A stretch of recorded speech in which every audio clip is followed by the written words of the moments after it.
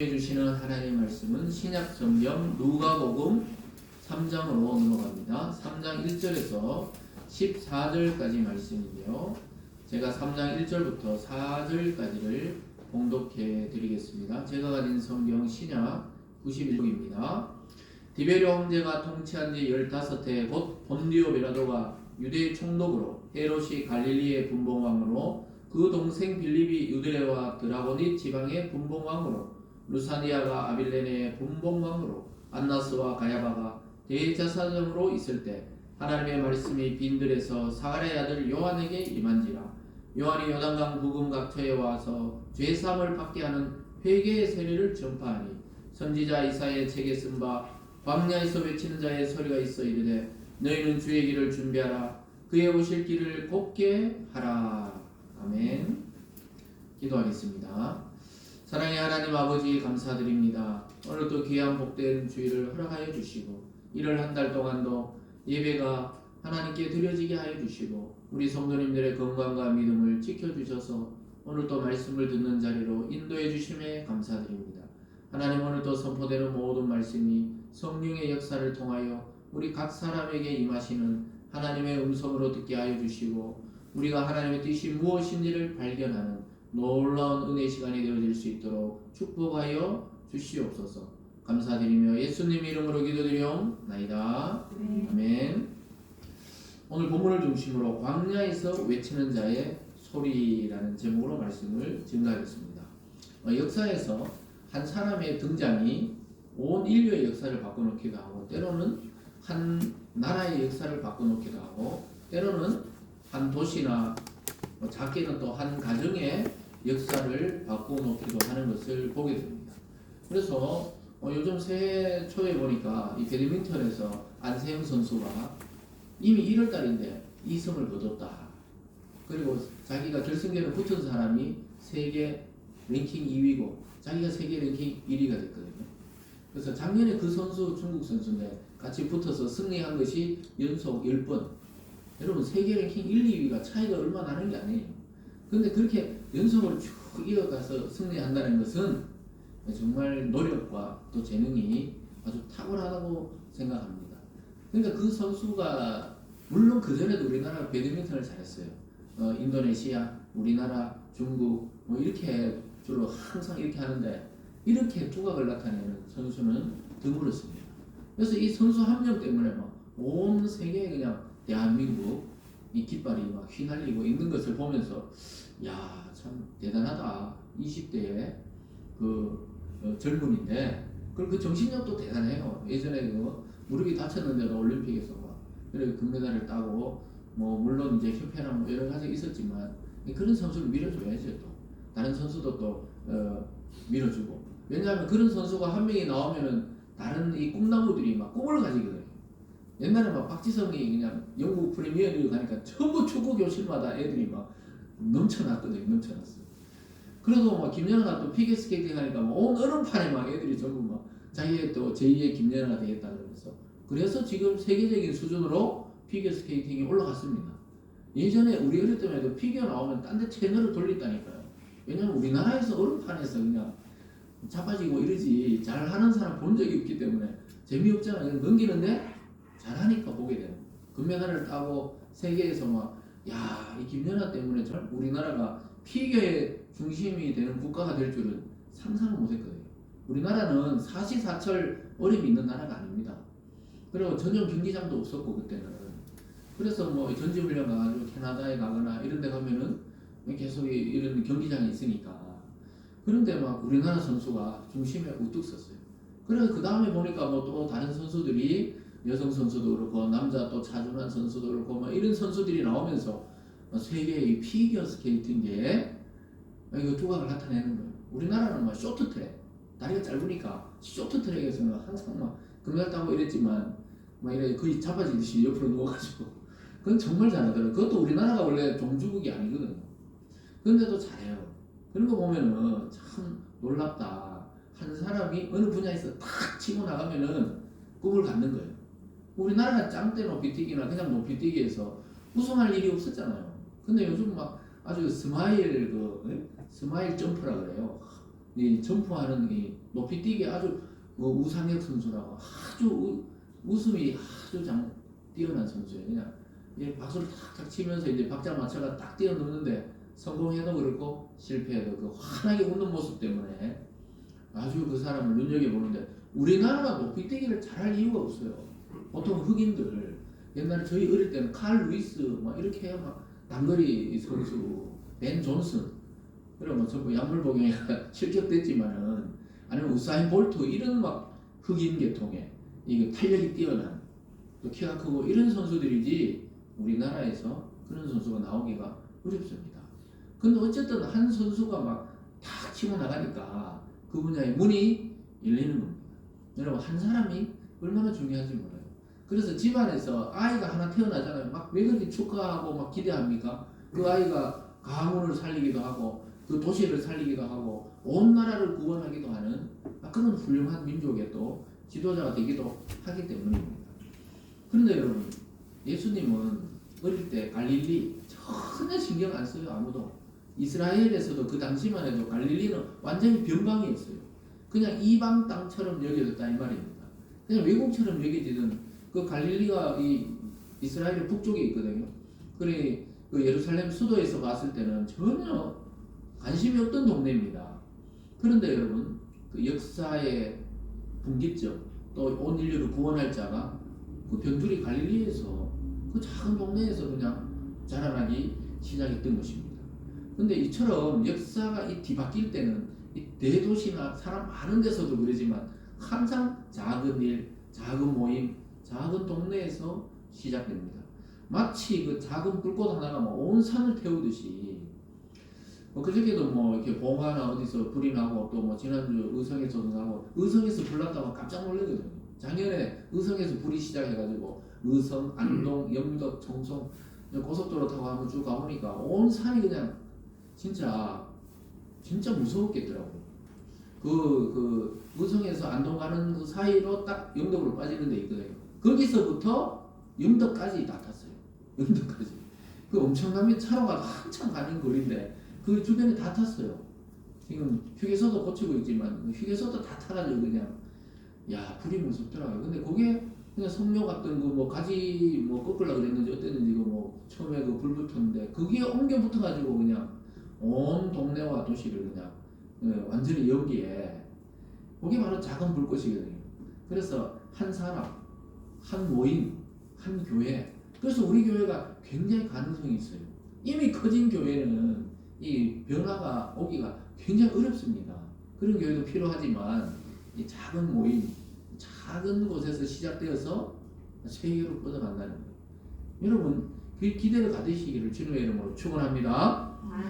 그래서 하나님이 아브라함 한 사람 불렀잖아요. 우리 창세기에 보니까 아브라함 한 사람 처음에 불렀어요.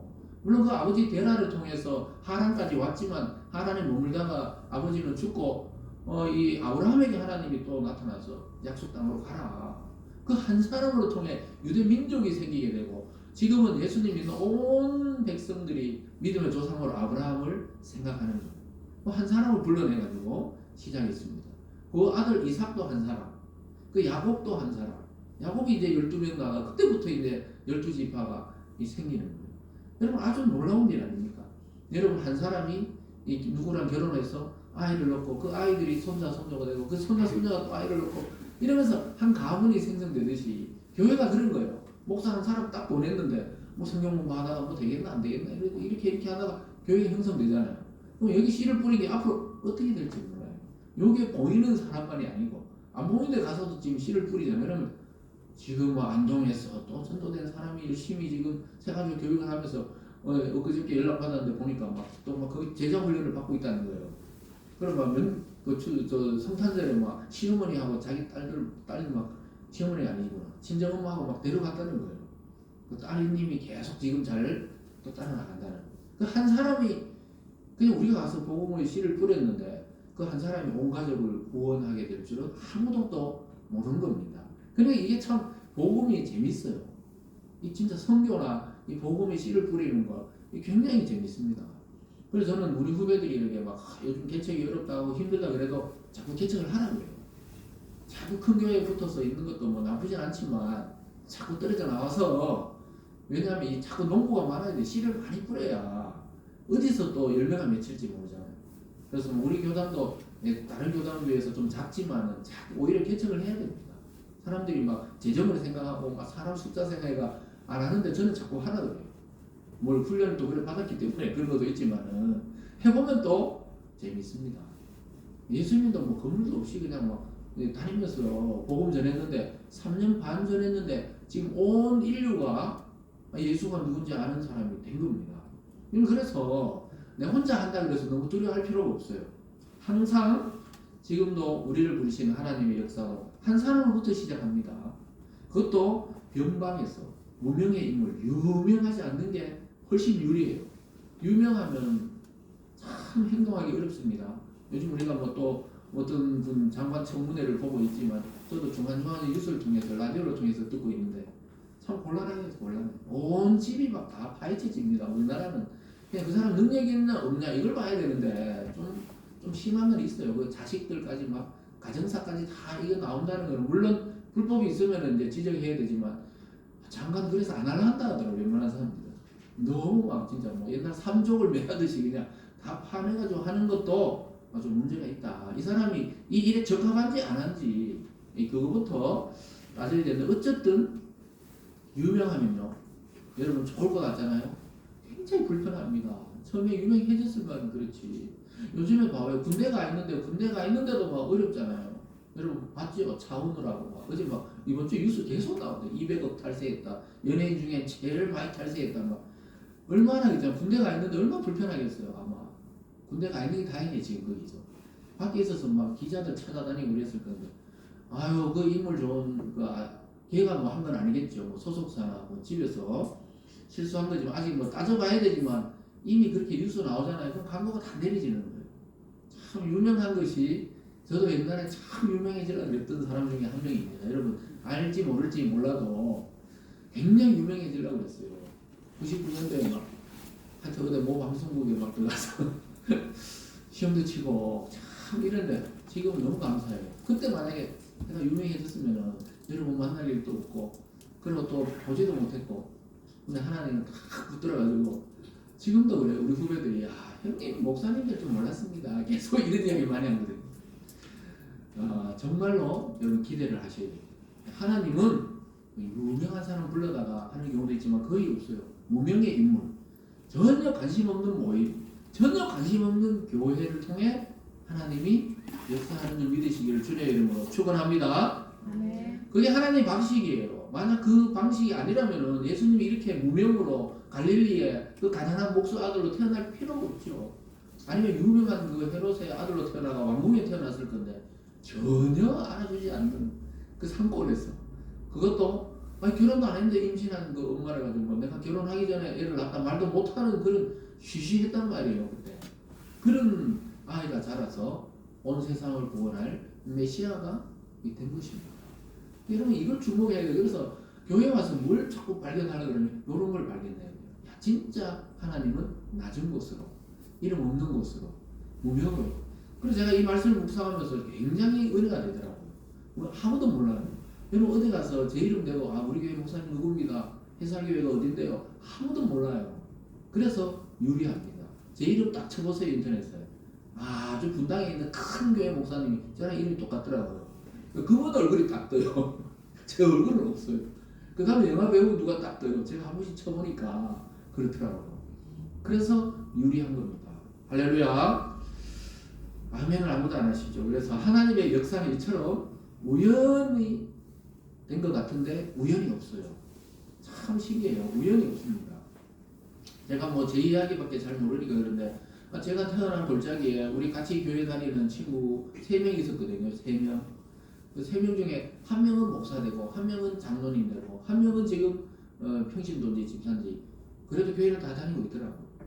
그래서 그 한 명 친구는 자기가 부모님도 이렇게 다 전도해주고 지금 그 고향 교회를 그 부모님이 거의 지키고 있더라고요. 예전에 교회 제가 할 때는 안 다니셨거든요. 그러니까 참 희한하게 이 배치를 해놓는 거예요. 그 3명 다녔는데 3명 다 교인이 돼가지고 이렇게 살아가더라고요. 그게 태어나서 거기서 목회자가 될 줄은 아무도 몰랐던 겁니다. 그 중에 제가 목회자 된다고는 아무도 생각을 못했어요. 오히려 유력한 주자가 따로 있었는데 제가 목회자가 내가 이렇게 있더라고 말이죠. 여러분 예수님 나시기 전에도 마찬가지입니다. 전혀 예수님 나시기 전에 더 무명의 사람이 한 명 더 나타났어요. 그 사람이 누구냐? 오늘 제가 이야기하는 세례 요한이 나타났어요. 예수님을 소개하려고. 왜냐하면 예수님이 소개가 필요 없는 분이 아니고 소개를 해줘야 할 만큼 무명이었다 이 말이에요. 예? 예루살렘에서 막 대제사장의 아들로 아니면 막 왕의 아들로 태어났으면은 바로 누군지 알 건데 너무 모르기 때문에 사실은 또 앞에 이 예비할 자가 필요했던 겁니다. 그 세례 요한은 좀 알거든요. 왜냐 세례 요한은 제사장의 아들이었기 때문에 좀 알아요. 근데 쟤는 왜 제사장 안 하고 저 들판에 가가지고 혼자 저렇게 막 옷도 제대로 안 입고 왜 저렇게 돌아다니냐 이랬는데 오늘 그 정답이 나옵니다. 그는 제사장의 아들이었지만 가만히 있으면 먹고 사는 지장이 없습니다. 존경받는 데 지장이 없어요. 그리고 그 당시 권력도 가지는 집단이 바로 제사장이었습니다. 근데 자기 아버지 제사장의 그 직분을 물려받거든요 원래. 근데 거기를 떠나서 빈들로 나갔습니다. 그곳에서 그는 세속적인 것이 아닌 하나님이 주시는 것으로 만족하면서 오실 메시아 예수 그리스도를 준비하면서 살고 있었습니다. 여러분 오늘 말씀을 통해서 주님이 다시 오신다고 약속했기 때문에 우리가 다시 한번 이 요한의 정신으로 우리가 빈들에 서 있듯이 광야에서 복잡하고 또 사람들이 많이 몰리는 곳이 아닌 전혀 사람들이 없는 곳에 홀로 기도하며 예수님을 기다리며 또 증거하며 살아가는 우리들이 되기를 주님의 이름으로 축원합니다.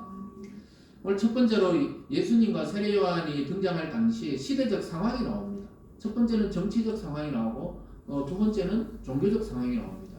정치적인 상황은 여전히 디베르 황제라는 사람이 그 땅을 다스리고 있었습니다. 예수님이 태어날 때 황제는 누굽니까? 가이사 아구스도.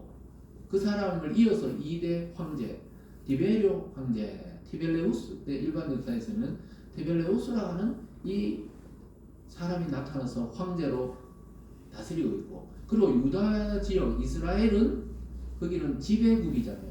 지배하는 데는 황제가 직접 못 오니까 총독이라는 사람을 보내서 다스립니다.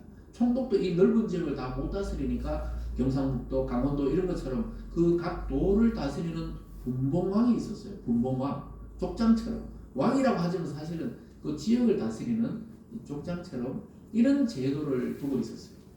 그래가지고 로마로 세금을 거두고 또 부역을 하고 군대를 차출할 때 용이하게 하기 위해서 이 제도를 두고 있었는데요. 그런 이 시대에 예수님이나 세례 요한을 신경 쓰는 사람 아무도 없었습니다. 그 당시 세계 최고 권력은 황제였어요. 황제. 여러분 사는데 누가 국가적으로 신경 쓰는 사람 아무도 없잖아요. 근데 뭐 미국의 트럼프 대통령이 어떻게 했다더라. 네? 그냥 뭐 3시간 만에 그냥 베네수엘라 그 대통령을 막 탁 납치해가지고, 납치는 아니죠. 체포해가지고 유역 법정에 세웠더라. 진짜 대단한 사람 같아요. 어떻게 보면 한 나라의 대통령이 물론 범죄자지만은 어느 게 정인지 어느 게 그런지 좀 지나가야 되지만 그걸 데리고 가가 그냥 있잖아요. 크게 뭐 주민들 해치지 않고 대통령만 탁 데리고 가는 거 보세요. 그럴 수 있는 나라가 미국입니다. 미국에 그 핵 항모 하나 뜨잖아요. 그러면은 한 나라는 초토화됩니다. 한 나라는. 그 핵무기가 막 한 20개 가까이 싣고 다니기 때문에 한 나라는 있잖아요. 그래서 막 그렇게 심하게 해도 인구는 훨씬 많은 중국도 함부로 할 수 없는 게 중국을 그냥 초토화시킬 수 있는 그걸 배 한 척에 싣고 다닌단 말이에요.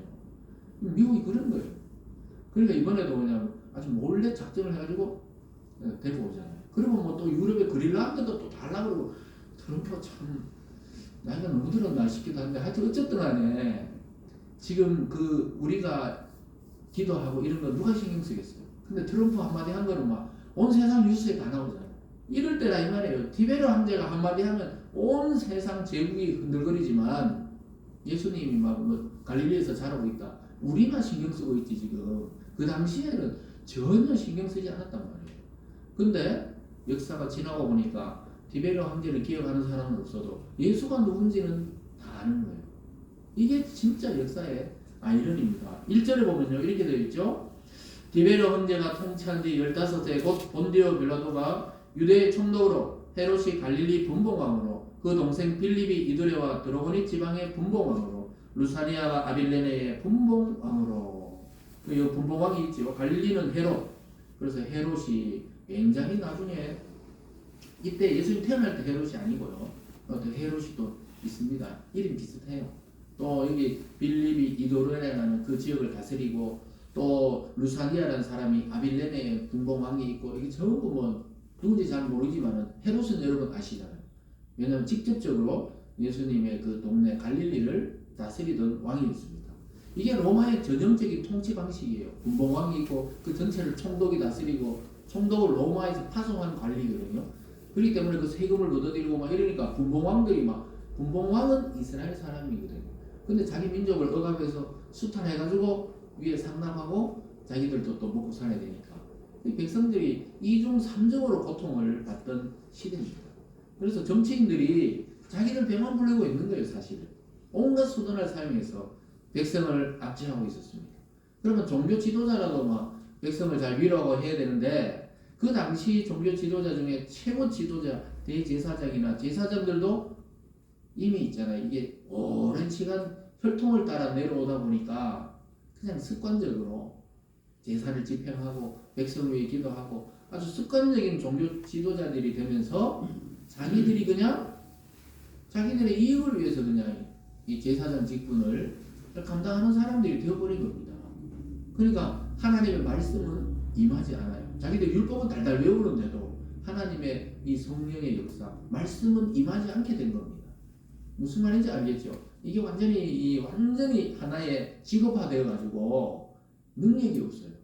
그러니까 하나님 말씀이 어떻게 해요? 전혀 무명의 사람, 세례 요한, 빈들에 있는 대로 말씀이 갑니다. 그 대제사장이 있는 그 예루살렘 성전으로 말씀이 임한 게 아니고 들판에 있는 세례 요한에게 말씀이 임합니다. 2절을 보면 이렇습니다. 안나스와 가야바가 대제사장으로 있을 때 하나님의 말씀이 빈들에서 사가랴의 아들 요한에게 임한지라. 완전히 대조적이죠. 안나스와 가야바가 서로 장인하고 사위거든요. 둘이 다 해먹고 있었어요. 돌아가면서. 예?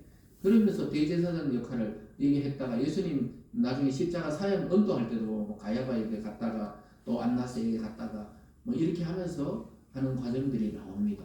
그러면서 백성들을 오히려 위로하고 또 용기를 주고 이래야 되는데 백성들을 억압하고 수탈하는 어떤 종교지만 정치적인 권력까지 가지고 있던 그런 구조인데 거기 말씀이 임하지 않고 성경이 뭐라 그래요? 하나님의 말씀이 빈들에서 사가랴의 아들 요한에게 임한지라. 뭐 비유하면 좀 그렇지만 오늘날 막 대형 교회로 막 말씀이 임한 게 아니고 오늘 여기 말씀이 임했다. 아무도 모르는 여기 햇살교회로 하나님 말씀이 임하였더라. 할렐루야. 그런 겁니다. 지금 그런 이야기를 하고 있는 겁니다. 여러분 오늘 말씀은 상당히 우리에게 소망이 되는 말씀입니다. 하나님이 주목하는 사람은 따로 있다는 거예요. 세상 사람들은 대통령이 오늘 뭐 했더라, 영부인이 뭐 했더라. 우리나라도 정치 뉴스를 제 앞에 항상 두기 때문에 저는 좀 반대로 했으면 좋겠는데 아니 생활 뉴스를 하고 뭐 정치 뉴스는 뒤에 조금 다루면 되는데 우리는 막 따다다단 딱 하면은 뭐 있잖아요. 대통령께서 오늘 뭐 이것도 이야기하다 보니까 사람들이 너무 거기에 집중해. 아니 대통령이 무슨 신도 아니고 중요한 일을 하긴 하지만 우리나라 가면 이렇게 정치에 관심 있는 나라가 별로 없다고 그러더라고요. 미국 저대 촌에 가면 대통령 이름도 잘 모른대요. 옛날 그런 이야기가 있었어요. 근데 우리는 막 역대 대통령 다 외우잖아요. 그럴 정도로 너무 관심이 많아요. 지금 이때도 마찬가지입니다. 대제사장 안나스와 가야바 총독 또 총독인 누구죠? 빌라도 그리고 또 황제인 디베리오 이런 데나 신경 썼지 그 들판에서 왔다 갔다 하면서 말씀을 듣던 세례 요한에게는 아무도 신경 쓰지 않았지만 하나님이 그에게 신경을 쓰고 있었습니다. 그래서 세상의 사람들은 자꾸 세상의 중심이 어딜까 자꾸 세상의 중심을 찾지만은 하나님은 사람의 중심을 보는 줄 믿으시기를 바랍니다. 네. 사람들은 항상 관심이 있고 사람 모이는 데 관심이 있지만 하나님은 각 사람의 그 마음에 뭔 생각하는지 지극히 관심이 있어요. 근데 하나님의 말씀이 400년 말라기 구약의 마지막 선지자 말라기 이후로 400년 동안 침묵하셨거든요. 하나님의 말씀이 들리지 않다가 오늘 들판에 있는 세례 요한에게로 말씀이 들리기 시작했어요. 말씀의 사람이 나타난 것입니다. 다시 하나님의 말씀이 들리기 시작했습니다. 그래서 어떻게 보면은 세례 요한은 구약에서 보면 마지막 선지자예요. 실제로는 이 말라기가 마지막 선지자 하지만 실제로는 예수님을 증거하고 예수님을 맞이하는 마지막 선지자 역할을 하는 겁니다. 그는 불같은 설교자였어요. 그는 직선적인 설교자입니다. 예수님이 부드럽게 이렇게 말씀했다면 세례 요한은 완전히 불같이 말하던 선지자였습니다. 그러면서 빈들에서 하나님의 말씀을 기다렸습니다. 탐욕과 또는 욕망이 가득 찬 세상에 떠나서 그 들판에서 하나님의 음성을 듣기를 원했던 것입니다. 하나님은 그런 요한을 통해 새 시대와 새 길을 닦으려고 준비시키고 있었습니다. 여러분, 그래서 우리들은 자꾸 주류의 소리, 다수에 자꾸 쏘아 넘어가면 안 됩니다. 민주주의는 다수결이지만 하나님 나라는 다수결이 아니에요. 다수결이 아니에요. 하나님은 하나님의 편에 선 자를 선하다 그러고 하나님의 편에 서지 않는 자를 악하다 그러고 일반적인 윤리 기준이 아니에요. 선과 악을 나누실 때 하나님을 아는 것이 선이고 모르는 것이 악이다. 이렇게 말씀하고 있습니다. 그래서 여러분 너무 막 뉴스를 달달 외울 필요도 없어요. 이 세상에 흘러가는 거예요. 흘러가는 거. 사랑하는 여러분, 분명한 하나님의 음성을 들은 한 사람, 한 교회, 한 가정 이런 걸 통해 하나님은 역사를 변화시키는 것입니다. 제가 한 번씩 그 예를 들은 그 요한 웨슬레 그분이 요한 웨슬레 형제 존 웨슬레와 요한 웨슬레 둘이 찰스 웨슬리야 참 요한 웨슬리 둘이 형제입니다. 그러니까 형제가 어느 날 있잖아요. 배 타고 오다가 막 파도가 치니까 너무 무서워가지고 막 하나님께 막 기도하는데 그래서 평안한 찬송 소리가 들리는 거예요. 배 안에서. 그걸 가봤더니 모라비안 성도들이라고 보면 그 당시에 예수 믿는 지파의 하나인데 모라비안 성도들이 평안을 누리고 있더라고요. 자기들은 막 예수님 믿어도 막 죽을까 막 두려워하는데 이 사람이 이렇게 평안을 누리냐 이러는데 그 아주 성령을 거기서 체험을 한 겁니다. 그리고는 이제 영국으로 돌아와가지고 막 이 기도 운동하고 막 이러다가 창시한 게 뭐냐 이 감리교입니다. 감리교. 그래서 감리교 정신. 그래서 요한 웨슬리가 온 세상을 다니면서 세계는 나의 교구다 이러면서 세계를 다니면서 복음을 전하고 봉사활동도 하고 그래서 감리교가 봉사활동을 많이 합니다. 어쨌든 그 한 사람을 통해 전 세계적인 교단이 하나 생겨나게 된 겁니다. 여러분, 뭐 우리하고는 좀 다르지만 장로교는 아니지만 그 원래 오순절 교회, 순복음 교회가 우리나라에서 생긴 게 아니에요. 그런데 그 우리나라에 또 들어와가지고 거기서 신학했던 용기 목사님이라는 사람을 통해서 전 세계에서 가장 큰 교회가 하나 딱 생겨나니까 우리나라에서 순복음이 자꾸 생긴 줄 아는데 그 오순절 그 성령교단은 우리나라에서 출발한 건 아닙니다. 그런데 워낙 영향력이 커지면서 그 한 사람 물론 찬반도 있고 뭐 공과 과도 있다 하지만은 저는 하나님 쓰신 분으로 봅니다. 그 한 시대에 그 어려울 때 천막 쳐놓고 막 설교하기 시작해가지고 온 세상을 완전히 변화시키는데 그래서 외국에서